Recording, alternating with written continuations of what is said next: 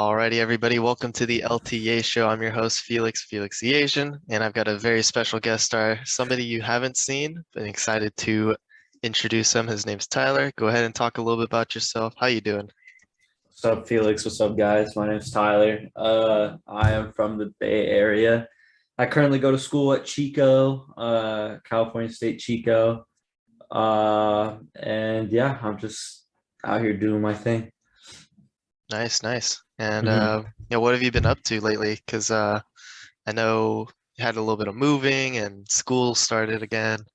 Yeah, so I've been bouncing around from place to place up here. Well, first I moved up here beginning school year, so that was kind of tough because I just had to do that with my girlfriend. Hmm. It was only us two, and we had a trailer, so that was fun. And after that, just a couple months ago, I my dad ended up purchasing a home, and so he's letting me live in it for now, and then he's gonna have my brothers and possibly my mom live in it. But yeah, so I had to do another move with my girlfriend again. She doesn't live with me. Uh, she was just helping me because nobody else could at the time. But yeah, so we again, well, this time we rented a U-Haul, and this time it was significantly harder because I only brought the bare necessities the first time up here. Hmm. But after I'd been living and established up here, I had a lot more stuff, especially with the like Funko Pops I've been really into, so those things like can be pretty tough to pack when there's just so many. Like it's kind of I kind of let my addiction get out of control on that. I will not lie. Mhm. So you had to like pack each individual one, or you're like, Yeah, so I didn't like pack each individually, but it was just kind of like it, I started it over COVID, so it was like I didn't have much to spend money on. So I was like, you know what? I started getting really into them. Same thing with Pokemon cards. Started really getting into both, and I was like, you know what? I'm just gonna start investing in it. I'm just gonna start buying ones that I like. And so I think over the course of COVID, I probably bought like close to 200. And so I don't package each individual, well, the really expensive ones that I have. I have a couple that are like a couple $100. Uh, but I mainly just get like Home Depot boxes and pack them all in there. But those can only fit like 30 to 40. So I have like, big Home Depot boxes, probably like four or five of them that I had to move. It was kind of like, what am I doing with my life? Like, why do I buy so many things?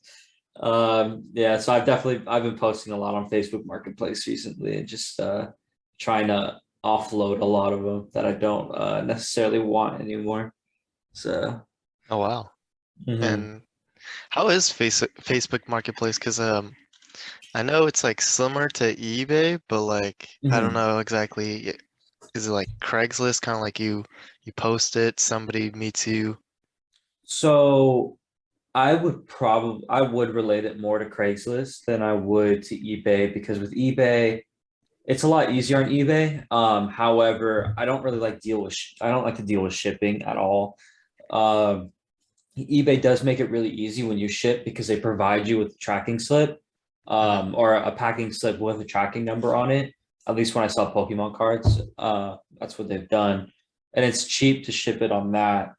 But then if you go on Facebook Marketplace, it's just a lot easier. You post a couple pictures, and it's mainly just unless you can post it into specific groups, or you can post it to the marketplace, which is just kind of like locally, unless you choose the shipping option.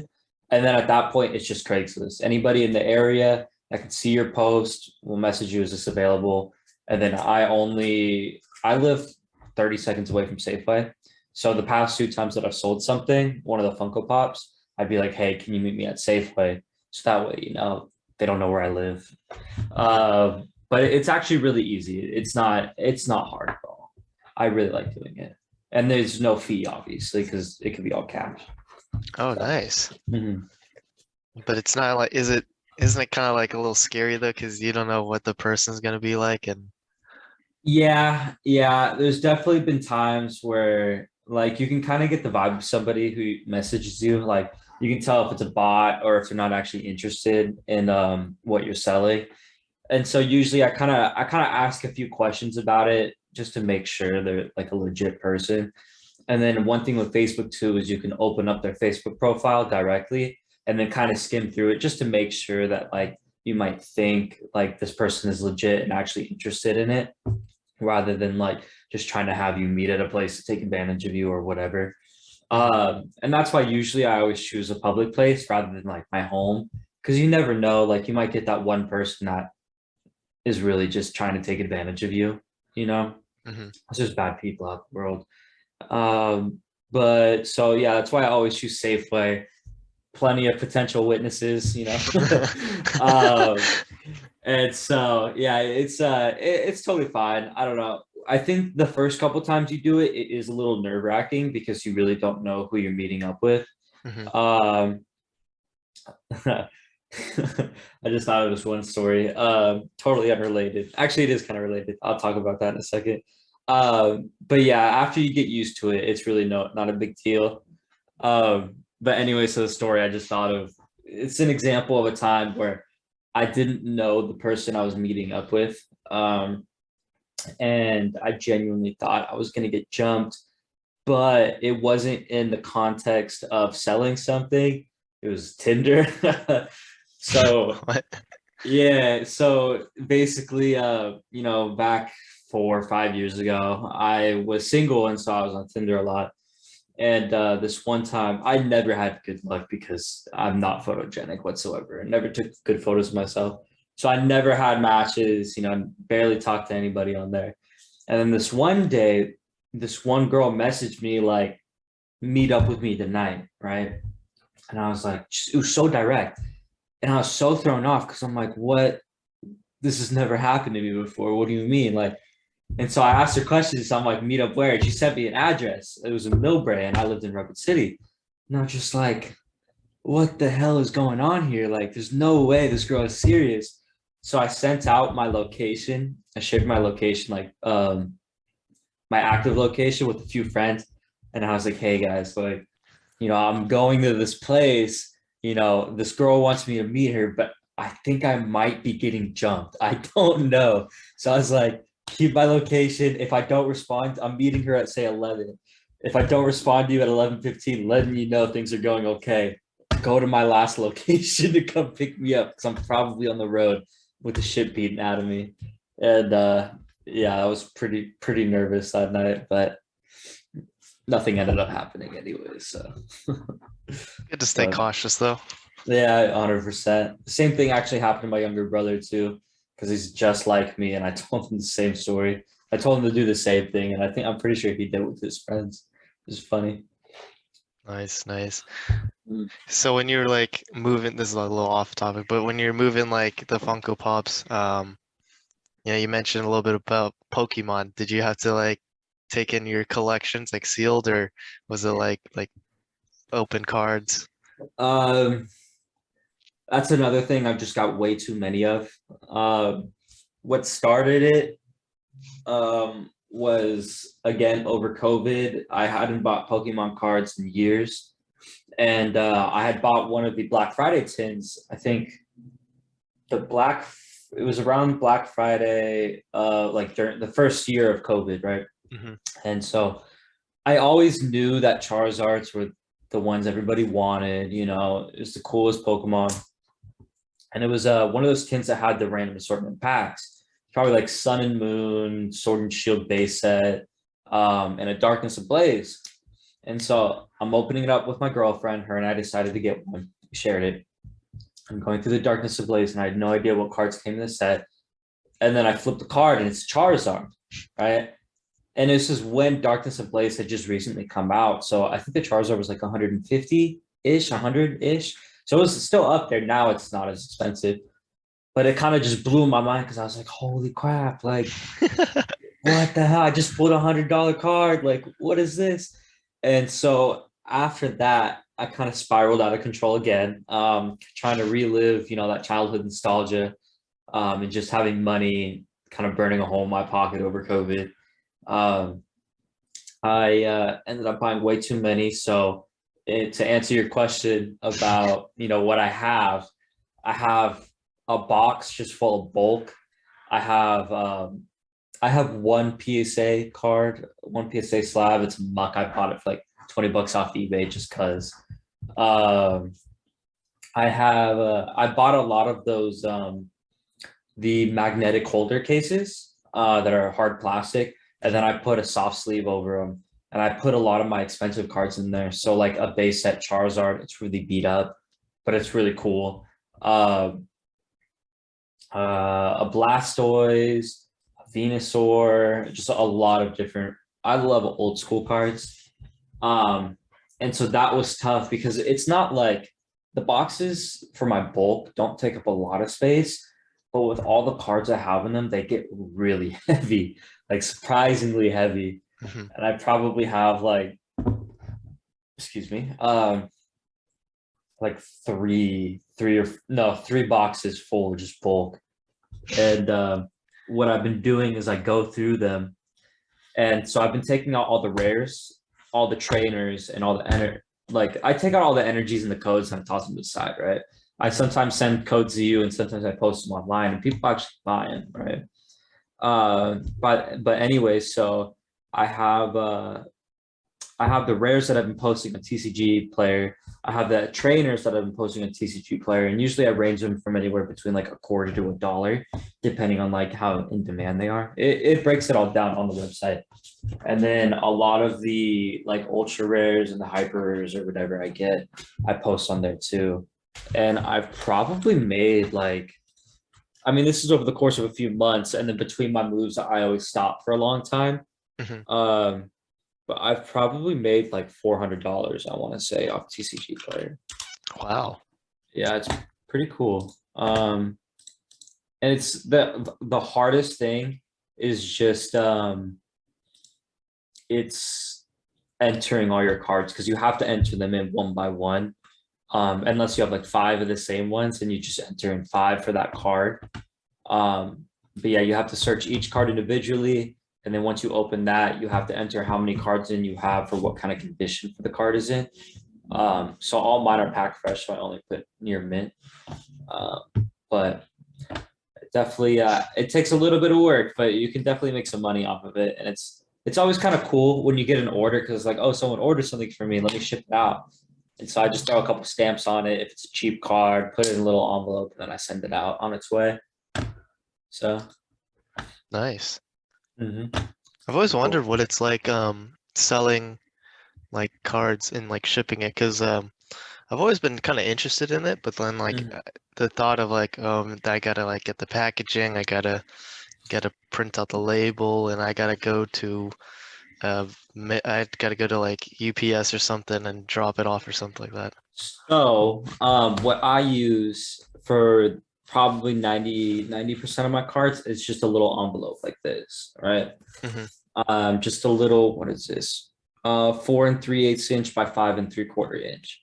Um, so what I do with that is I take the card, I put it in a soft sleeve, and then I put it in a top loader, and I put a little piece of duct tape over the top, or painter's tape, the blue tape, because it comes off really easy. It doesn't leave any residue, other than duct tape, where you take it off, it's hard to take off, and it leaves a bunch of residue on it. So it's just kind of like a nicer presentation. And then I have these top loader bags. I don't know what to call them, like little bags that you could take the strip off and you seal them. And so I put the card in there, and usually I put like a little piece of cardboard in it too, just to make sure like it gives a little bit extra rigidity, or keeps it rigid. I don't know if rigidity is a word. But anyway, so after that, it gives you a packing slip. And so I print out the packing slip and I cut off the person's address and I tape it directly to the envelope. And then on the top left, I put my return address. Sometimes I put my name. I recently haven't been putting my name just because it's best not to have your name associated with your address. Uh, and I just, depending on how heavy it is, I have a little scale. It was from my parents. They've had it for probably like 10 years for postage. But if it's 1 ounce or less, you put one stamp, 2 ounces, two stamps, 3 ounces, three stamps. And usually it's only ever going to be 1 or 2 ounces. And each stamp costs, I believe, 49 cents, I think. And you can include shipping in TCG player. So say like they order a card, I have it automatically charges them 99 cents for shipping, which pretty much covers everything I use. And then you just put their address, tape it, write your address, put a stamp, and you just put it in your mailbox, or you put it in a blue mailbox, and it gets shipped to them pretty fast. The only thing that kind of sucks is I've had people order like 20, 25 cards for me before, right? And sometimes in those circumstances, they're all like, full art. So I'm like, God, did I post them all for like too low? But what sucks is it doesn't change your shipping price at all. So it still only charges them 99 cents, even though they ordered like 20 different cards. And so at that point, you have to spend like $2, $3, $4 on shipping. Like I usually put it in a bubble mailer, and then I made an account on stamps.com. So I use that same scale and I put it on there, and I just type in how much it weighs. And then I just choose the cheapest option for shipping. And it usually includes tracking too. So that way I'll know when it gets delivered. That's really cool. There's like a whole process between the Pokemon seller. Yeah, I kind of find it fun. I kind of like selling things. So I started with eBay, right? And I don't know. Like I said, the shipping was really easy when I said that earlier, because they include tracking. They literally just print out what you just tape to the envelope with the return address and the shipping address on it. So you don't have to write anything. And they make it really easy, but I don't know. I don't know. TCG player kind of has a better stigma for me, I guess you could say. It's more like player and collector oriented rather than eBay, which is kind of like it's just eBay.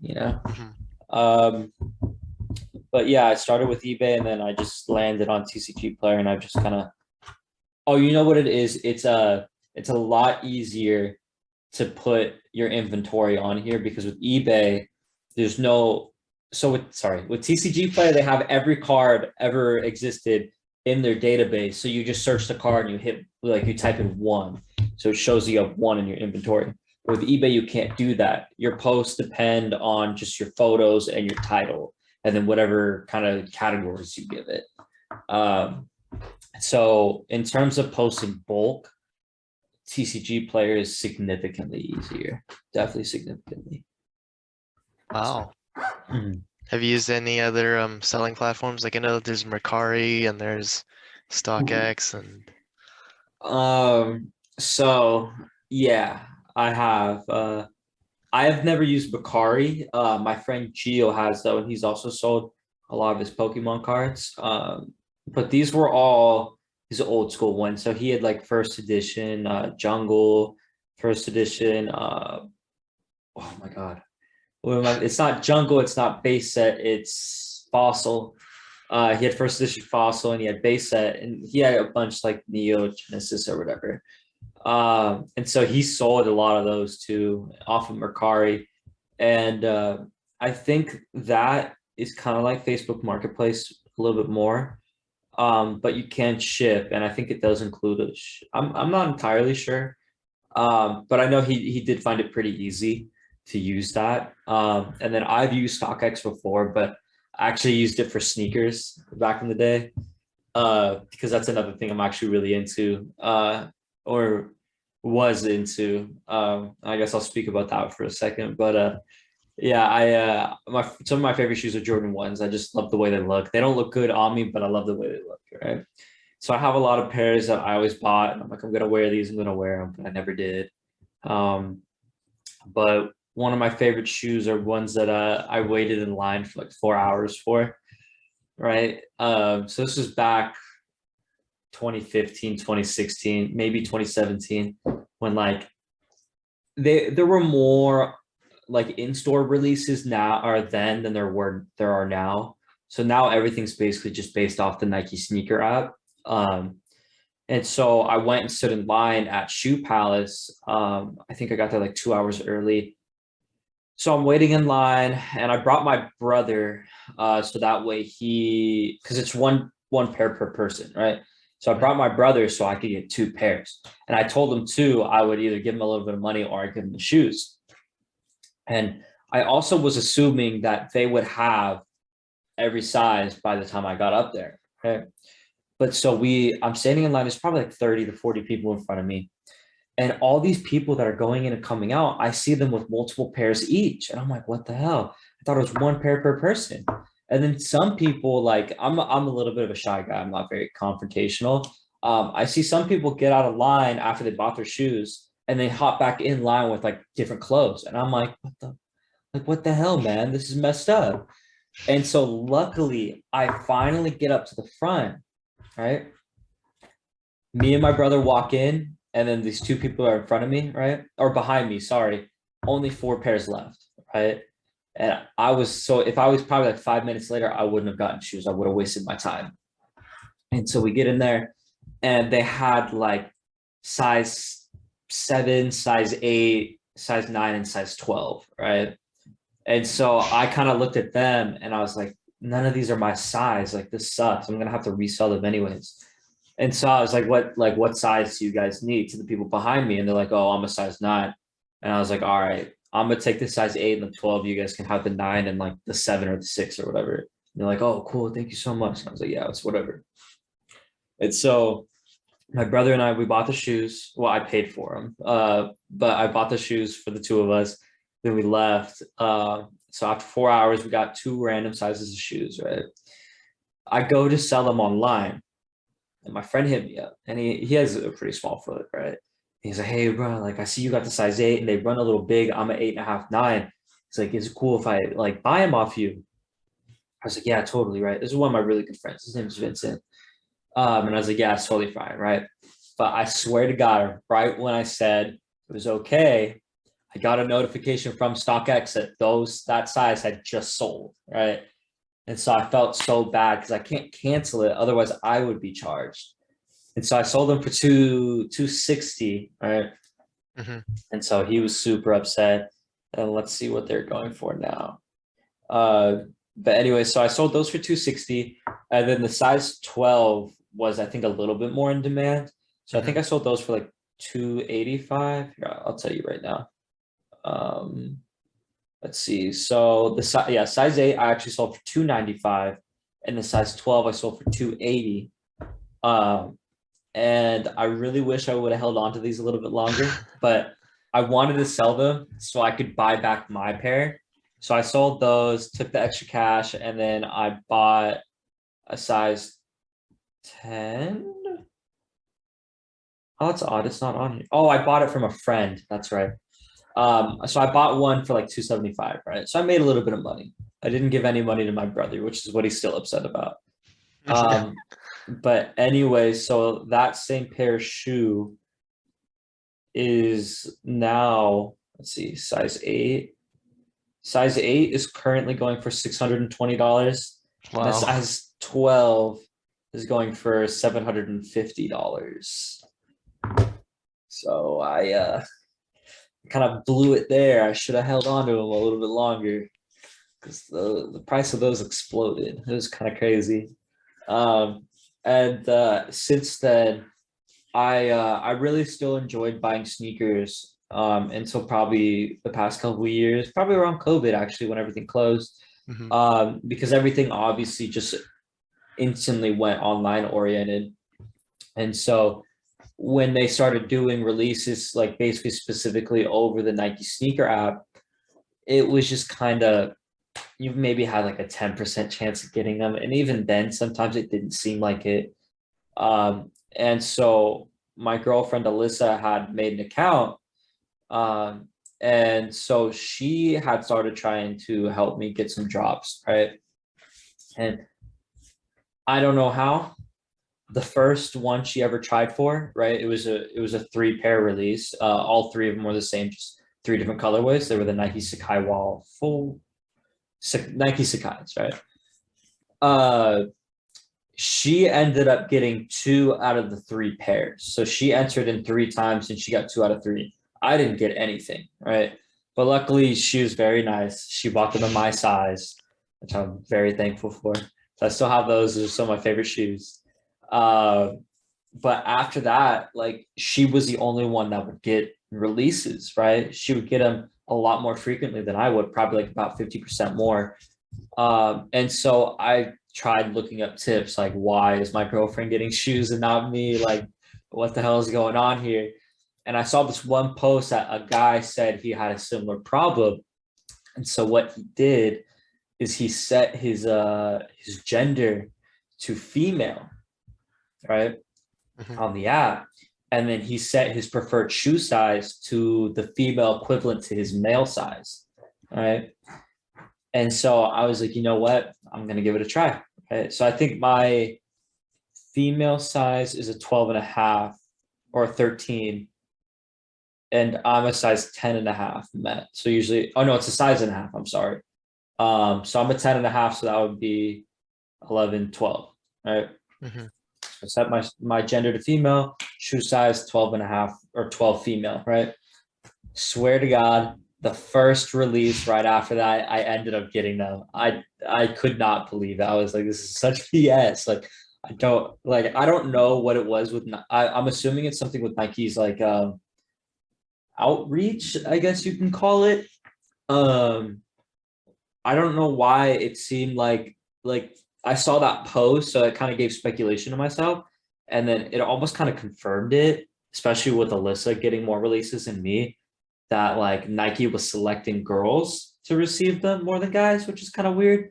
I don't know if that's true, but it was just kind of like from my experience, that's what it almost seemed like. And I'm like, why is it that I got this release that I have like keep in mind probably hadn't gotten 15 shoes before that. And then the first shoe I get after changing it, I got. And I'm just like, what the hell, man? Like, so I don't know. It was really odd, but I don't know. I digress. So but yeah, I actually I ended up kind of giving up a little bit on shoes. Just because like I said, you know, even with after that changing it to female, um, it didn't help out much. I think it actually might have just been a coincidence at that time, looking back at it. Because I think after that, I maybe out of probably like 20 releases, maybe got one, and that's a maybe. I don't even remember which shoe it would have been. Uh, and so I don't know. It kind of just sucked the fun out of it for me. Mhm. Um, and I kind of think that's where Funko Pops and like Pokemon cards came in, because it was like as my love for like sneakers and getting those online releases kind of died, my love for like my nostalgia for the Pokemon cards when I got the Charizard, and then my love for Funko Pops kind of just started to rise gradually until got to the point where I'm like buying a bunch of Pokemon cards, like spending way too much on Funko Pops. And here I am now with way too much stuff to my name, nothing to show for it. And now I gotta sell everything. So yeah, I don't know. I mean, do you plan on continuing collecting Pokemon cards and Funko Pops still, or? Yeah, so I definitely have slowed down significantly because my income couldn't really keep up with it anymore. Mhm. Uh, and so now what I'm doing with my Funko Pops, I'm trying to be a little bit smarter about it, because so I buy mostly anime ones because obviously I'm a big fan of anime. I mean, I'm wearing a Hunter x Hunter shirt right now. Uh, and so that's actually another story because my girlfriend's the one who actually got me on to anime. But anyways, so my Funko Pops, a lot of them I buy from the show, right? Like My Hero Academia, Demon Slayer just got released not too long ago. I love Demon Slayer. Naruto, absolutely love Naruto. And so it started as me buying the characters I love, like Naruto, obviously love Tanjiro, Zenitsu, and Inosuke. I love them. Fire Force I started buying. And then My Hero, right? Like All Mhm. Might's dope. Midoriya's cool. Aizawa, I don't know, just a lot of characters that I really like, right? But what I started to do was buy the characters that I didn't really care about, but I bought just because it was completing the set, right? So I was like, oh, like I have all of these, but I don't have this one. I need to get it, right? Hmm. But it was like a character I could care less about, right? It was just because it was I needed it for the set. And so I had a bunch when I had first moved, right? But at that point, I only had like 2 boxes worth and then a couple expensive ones. But then this most recent time I moved, that's when I realized I was like, I have way too many. Like I gotta slow down. Uh, Especially when I have an IKEA bookshelf and I put all my favorite ones on there. And then I still had like a box or two just sitting in a closet that like were just sitting there, right? I'm not showing them. I'm like, why am I keeping these? Um, and so that I've started to sell those, and those are a little harder to sell. And so now going forward, I'm only going to buy the ones I really care about, right? Like, if it's a new release and I'm like, oh, like, this is specific to that con, like WonderCon or Comic Con or whatever, then I'll buy it, right? Especially if it's someone cool. But if it's just like a common, I'm not gonna waste my money on it anymore. Um, there was another part to your question that I can't remember. Um, Darn, I don't remember what it was. It's all good. Was it about Pokemon cards? Yeah, I was just like, do you plan on collecting it anymore, Pokemon? Oh, you're right. So that's the other aspect I was going to focus on was Pokemon cards.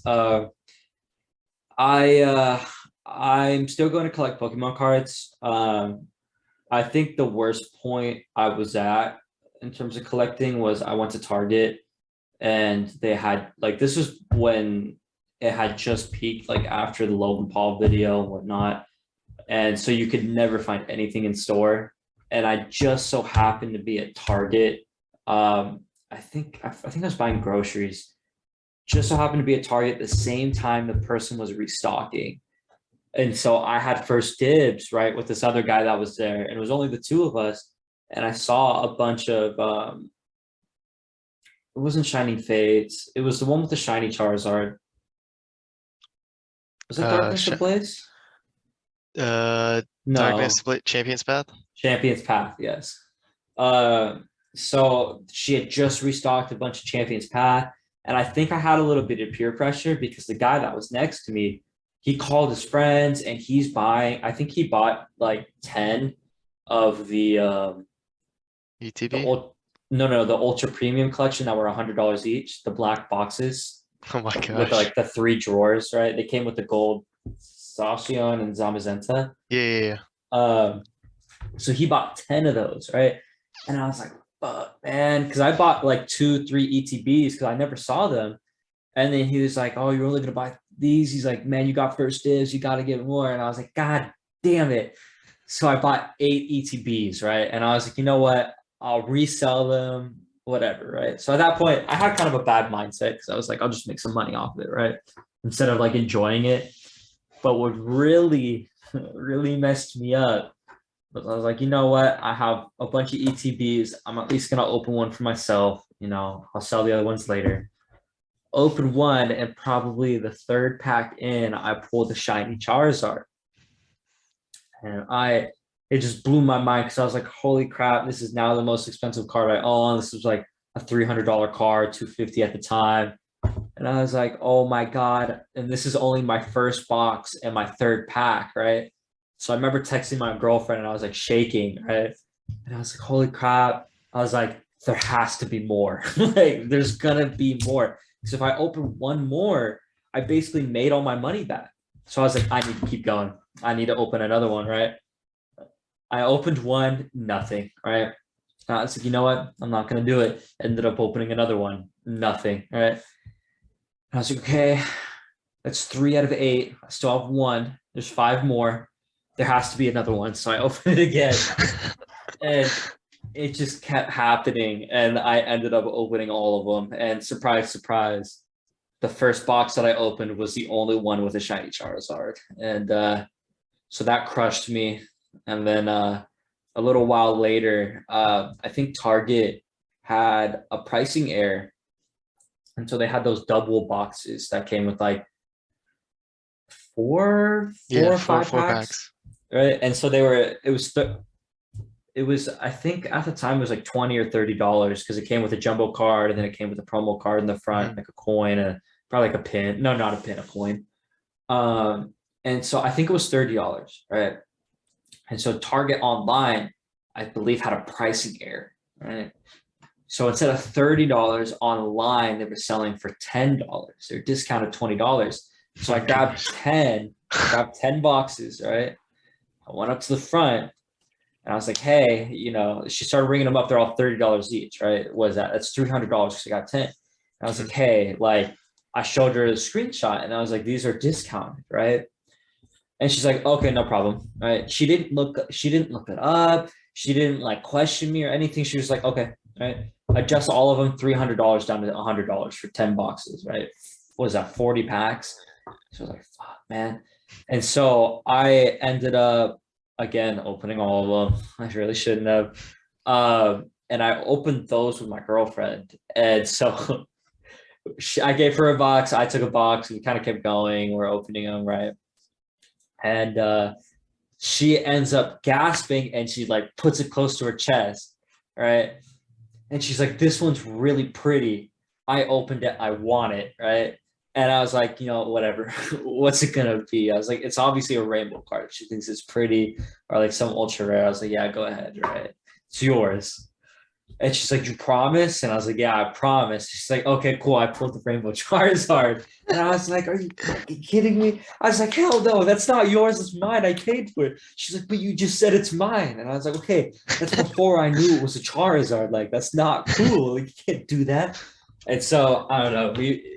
We laugh about it now, but she was like that serious. She's like, this is my card. And I was like, no, it's my card. So she was like, okay, I'll let you hold on to it, but it's still my card.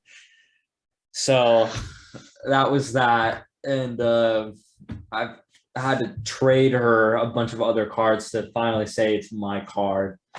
And so a lot of these cards now, like I could sell. The cards I don't care about, I sell.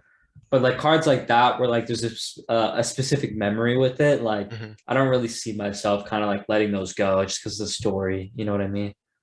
So I don't know. Wow. Some fun memories. Mhm. Yeah. Pokemon. Yeah, I know there's a lot of stories like that, like a lot of just I don't know, just memories that come with like certain cards. Like oh, actually I'll tell this one story real quick. So I kind of this is when I was slowing down buying a lot more recent sets. So this is over a year ago. No, this is about a year ago. Um this was before celebrations came out because I overindulged on celebrations because it was really fun to open. Um, but so I was on Nextdoor. So Nextdoor is another like it's kind of like a neighborhood Twitter. Mhm. Uh, and they also have a marketplace option that you can sell things on, just like Craigslist or Facebook, whatever. Right.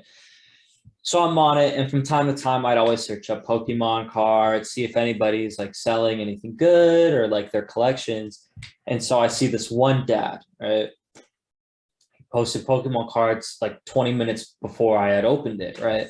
Said 20 minutes ago. And I'm like looking through the pictures. I wonder if I can find the post.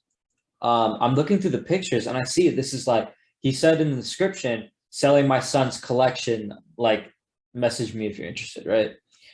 And so let's see, how do I check my messages? Um, and so I messaged him like, hey, is this still available? To which he replied, yes, it is. Would you like to come look at it today? And I was like, yes, 100%. I would love to come look at these today. Right. So we lived in Foster City. And so I drove all the way over there. I actually don't remember his name. I'll have to find this later. Um, so I drove all the way over there, right? And it was clear to me he just had like a garage sale or something because he had like tables outside that were like empty at this point. They had like a few little things in it. So I pull up in front of his house and message him I'm here. And he comes out from the side gate. And so he puts the binder and a tin down on the table. And I'm looking at these and I'm like, wow, these are real, like the tin and the binder are old, right? he also had Yu-Gi-Oh cards, and I used to be into Yu-Gi-Oh cards when I was a kid, so I really loved the show. Uh, and so he opens the binder, and the first thing I see is a base set Blastoise, right? And I was like, whoa, like I have never seen one of these before, right? Like with my like in person. And so I'm flipping through the binder and I see a first edition holo Gengar. I see a holograph, two holographic Dragonites, the Dark Dragonite and then the regular Dragonite. I see a holographic Ninetales. I see a bunch of first edition base set cards. And then I looked at his Yu-Gi-Oh collection and he had a couple cool ones. He had obviously everybody's favorite Dark Magician, holographic. And so I'm like, holy crap, like this kid's got a really good collection. And so the dad was like, oh yeah, people have been asking me about this. He points at the Ninetales, and I was like, people have been asking you about that, not like the Gengar, the Dragonite, or the Blastoise. I was like, interesting. But I was like, how much do you want for him? Right. And I think he said, like, I'll take 60, right? And in my head, I'm just like, easy, right? And then I was like, how much for the Yu-Gi-Oh cards if you throw those in? I think he said $90, right? So I was like, all right, I'll take it, right? So I take both of them. I go home and I'm like, holy crap, like this is so cool. Like, because that was the first time I've ever really bought a lot of like old school cards other than the ones I had. And so it was kind of really cool just to kind of have the cards that I never was able to have as a kid. And so I put those all in like hard protectors, I have to make sure they stay good because I personally want to keep them for as long as I can. Probably give them to my kids and kind of get them interested in the hobby too. So that'd be really cool. But yeah. That's sick. That's great stories to hear. Thank you. I appreciate it. I mean, that's pretty much all the questions I got. Um, I think this is a pretty good session. Good Thank you. 40, 50 minutes about. I spent way too much time talking. I'm so sorry. No, I'm you're just all kidding. good. There's really no limit in this show. It's just talking about Mm, whatever you're interested in, and then kind of just go from there. that's true. Um, That's true. yeah, Cool. well, I mean, it's always a pleasure to have a new guest. So, Tyler, thank you so much for joining us. Any My final things you pleasure. want to say? Any plug-in shout outs? Now's the time. Uh, I don't really know. Shout out the other homies who had on the show. I was listening to the show. It's pretty cool. I suggest anybody listening now take a look at the other episodes. They're definitely worth a listen. But yeah, if you're ever willing to have me back again, I'd be more than willing to be back. I'll think of some more random stories I could tell you. Yeah, okay. I mean, that's pretty much it, everybody. Thank you so much for listening to today's LTA show. I'm your host, Felix, and thank you, Tyler, once again for being a part of this show. And I hope to see you in a couple more future episodes. Of course. Yeah. Till then, take it easy, everybody. Peace.